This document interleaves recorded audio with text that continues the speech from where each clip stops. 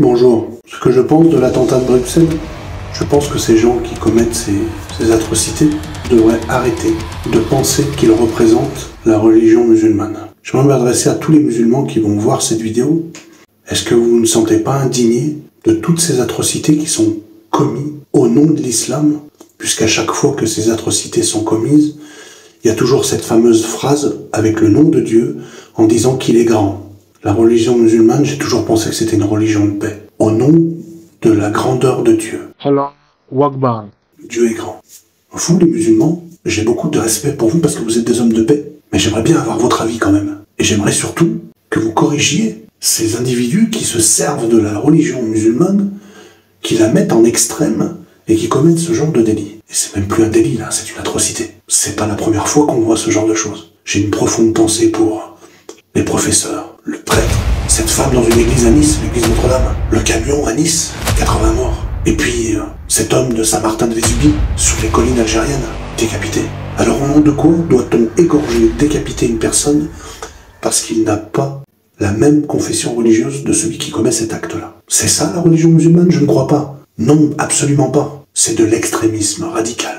Moi je me positionne et je regarde et j'ai cette conviction que ces hommes-là, quand ils commettent ça, ils sont loin d'imaginer à quel point Shaitan, Satan, va venir prendre leurs âmes.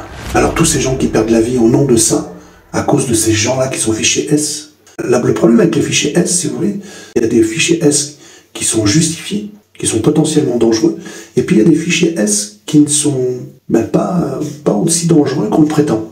Il y a une mauvaise classification des fichiers S en France. Alors expulser qui? C'est pas après, quand les actes sont commis, qu'il faut les expulser. C'est trop tard. Comment reconnaît-on une personne qui se radicalise? Voilà une question qu'il faut se poser. Comment y répondre? Comment les gens qui sont d'appartenance à l'islam, les hommes de paix, comment ces gens-là peuvent interpréter le fait qu'une personne se sert de la religion musulmane pour commettre des actes de manière extrême et qui mettent cette religion en extrême? Il y a eu des chrétiens qui ont pris la religion chrétienne, parce qu'il faut dire que les chrétiens ont commis des actes aussi de la même ampleur. Il n'y a qu'à regarder l'histoire.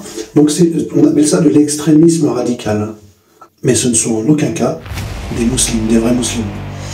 Pour moi, ce ne sont pas des musulmans, ce sont des extrémistes radicaux. Comme ces fameux chrétiens extrémistes qui ont tué des gens parce qu'ils étaient soit vikings, soit... Oui, donc ça existe depuis la nuit des temps, ça. Alors qu'est-ce qu'il faut faire maintenant pour éradiquer ça? J'ai bien peur que nous sommes dans un processus satanique dans ce monde. Vous, les musulmans, je ne sais pas. Franchement, je ne vous montre pas du doigt, pas du tout. Je vous demande votre avis. Est-ce que vous êtes d'accord avec ça ou est-ce que je me trompe? Est-ce que je fais fausse route? Est-ce que je suis à côté de la plaque? Ou est-ce que vous pensez vraiment que ces gens qui commettent ces actes-là, est-ce qu'il faut les appeler musulmans? Est-ce que ce sont des musulmans, ces gens-là? Je ne crois pas, sincèrement. Laissez-moi votre commentaire, j'ai besoin d'avoir votre avis. Et surtout, j'ai besoin de prier. Moi, le Dieu que je prie s'appelle Jésus.